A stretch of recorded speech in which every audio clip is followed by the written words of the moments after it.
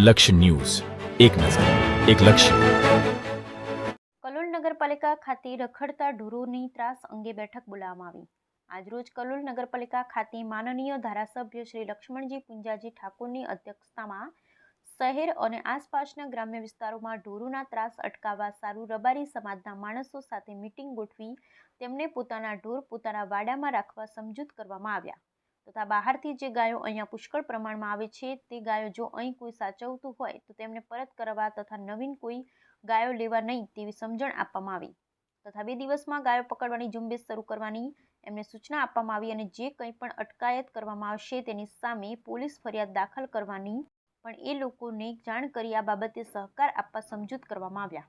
આ બેઠકમાં તાલુકા પંચાયતમાંથી Shri Kalpeshsinh Chavda, TDO Shri chief officer Shri Manoj Solanki, પ્રમુખ Shri Shaileshbhai Patel, police inspector Shri R Parmar પણ ઉપસ્થિત થયા અને રબારી સમાજના આગેવાનો પણ ઉપસ્થિત રહી સહકાર આપવાની ખાતરી આપી. બ્યુરો રિપોર્ટ સંજય નાયક, કલોલ.